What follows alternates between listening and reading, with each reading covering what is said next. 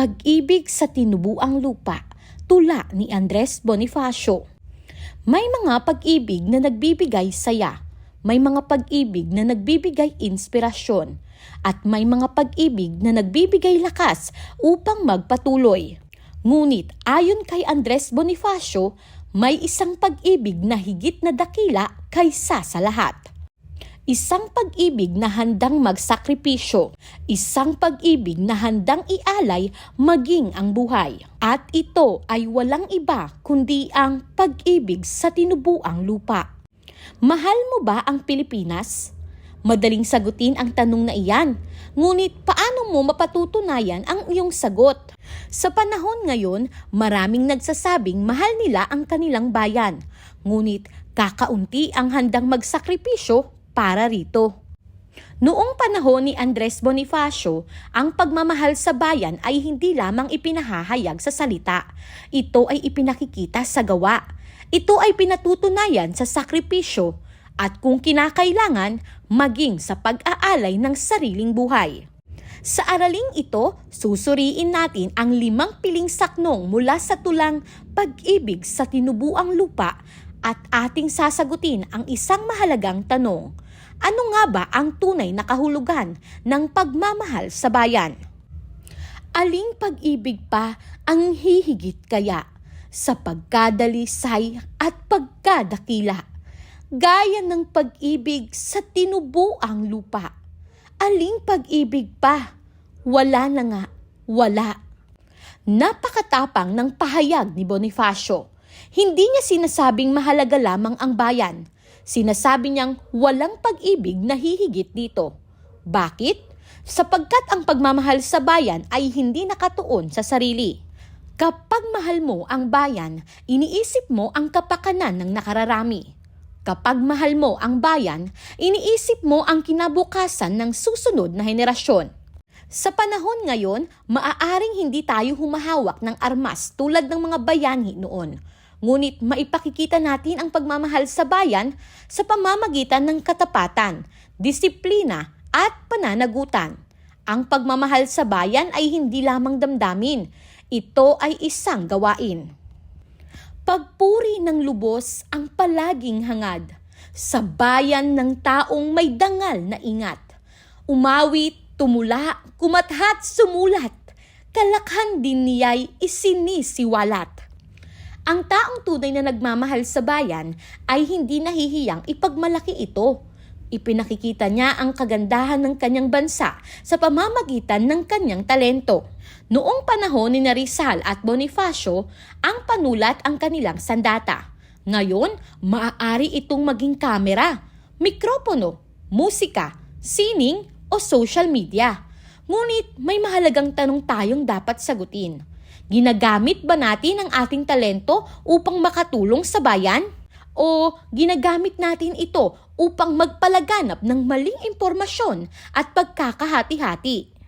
Ang talento ay biyaya, ngunit ang paggamit nito para sa ikabubuti ng bayan ay isang pananagutan. Walang mahalagang hindi inihandog ng may pusong mahal sa bayang nagkupkup.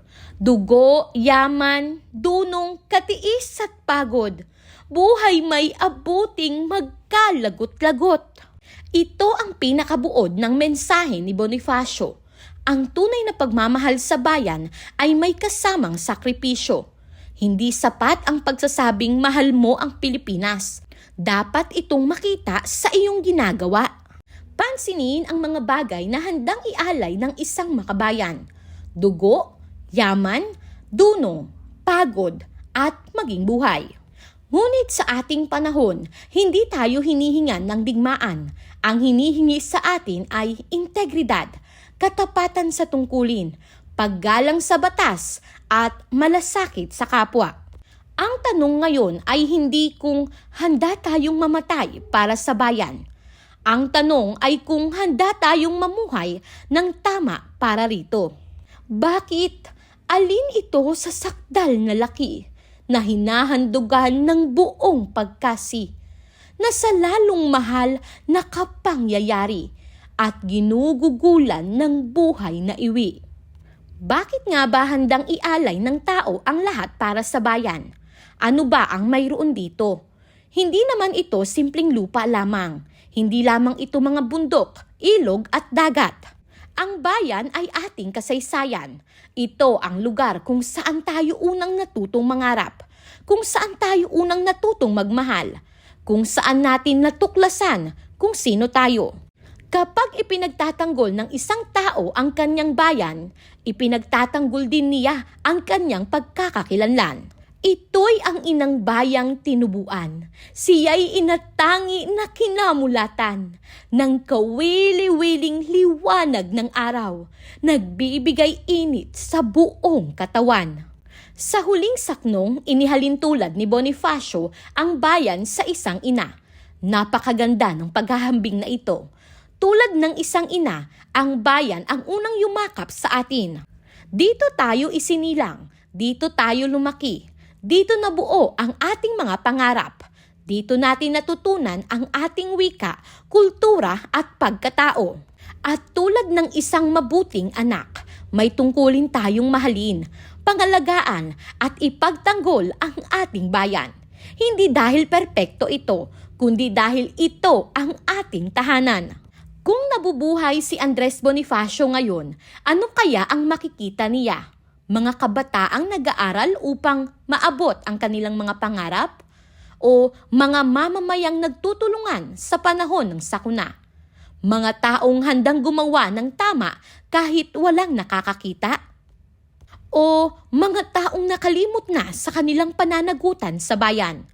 Marahil ito ang tanong na nais niyang iwan sa atin. Paano mo maipakikita ang pagmamahal sa iyong bayan sa panahon ngayon? Hindi lahat ng bayani ay nasa kasaysayan. Hindi lahat ng bayani ay may monumento.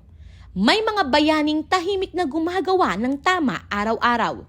Mga gurong nagtuturo, mga magulang na nagsasakripisyo, mga mag-aaral na nagsisikap, at mga mamamayang tapat sa kanilang tungkulin.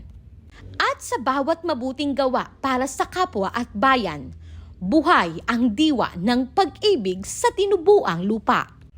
Sapagkat ayon kay Andres Bonifacio, walang pag-ibig na higit na dakila kaysa sa pagmamahal sa sariling bayan.